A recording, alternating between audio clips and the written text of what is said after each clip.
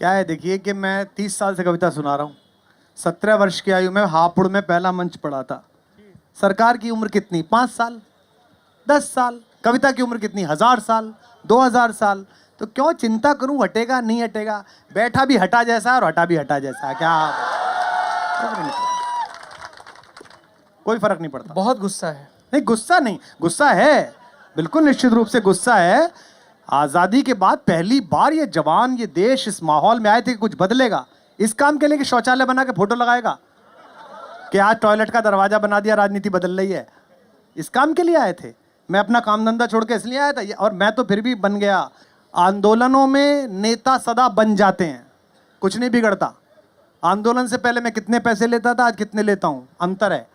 आंदोलन से पहले वो कुछ भी नहीं था, है 5 वाक्य जो सही नहीं बोल सकता, 5 वाक्य बिना फंबल के, वो आदमी भी शिक्षा का प्रतीक है। एक बुजुर्ग कह गए हैं कि इतना गुस्सा उन्हीं से होता है जिनसे छिपा हुआ लगाव हो। हाँ, निश्चित रूप से लगा है जी। उम्र लगी है, पैसा लगा है, नौकरी लगी है, तपस्या लगी है, प्रतिष्ठा लगी है। हमको किसी ने गाली नहीं दी थी 2011 से पहले। हम लाउड मैन थे सब। हो कुमार विश्वास वंडरफुल। उसके बाद दुष्प्रचार भी शुरू हुआ। क्या होता है आदमी के पास? पैसा, वो गया। नौकरी, वो गई, आपने छीनी। नौकरी छीनी, नहीं, छोड़ दे, छोड़ दे, छोड़ दी। पैसा दे दे यार, दे दे, पैसा चाहिए यार, पैसा दे दे, दे दिया। गाड़ी, घोड़ा, यश, अपयश, आपने अपयश भी डाला। तो मेरे जीवन में तो कुछ ऐसा बचा नहीं जो आपने छीनने की कोशिश ना की हो षड्यंत्रों से।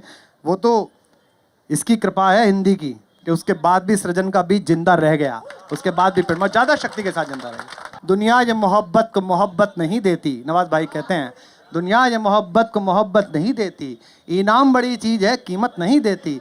देने को तो दे सकता हूँ मैं भी उसे गाली, लेकिन मेरी तहजीब इजाज़त नहीं देती। मांग की सिंदूर रेखा एक ऐसी कविता है जो जिस समय भोगा जा रहा था उसी समय लिखी गई। 18 फरवरी का दिन था। मैं जबलपुर से अयोध्या आ रहा था, लखनऊ, चित्रकूट एक्सप्रेस में बैठ के। और मेरे साथ एक हिंदी के कवि थे, दिवंगत, बहुत बढ़िया कवि थे, डॉक्टर उर्मिलेश शंकदार। बहुत अद्भुत कवि थे वो और बड़े आचार्य कवि थे। तो मैं उनका बड़ा प्रिय कवि था, मुझे बड़ा प्यार करते थे।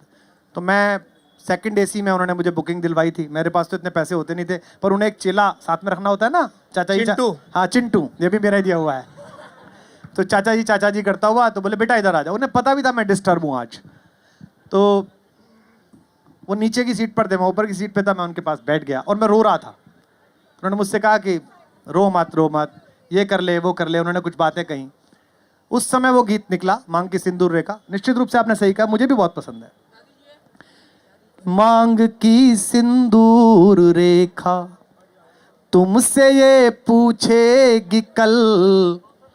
मांग की सिंदूर रेखा तुमसे ये पूछेगी कल। यूं मुझे सर पर सजाने का तुम्हें अधिकार क्या है? सवाल का जवाब सुनिए। तुम कहोगी वो समर्पण बचपना था तो कहेगी।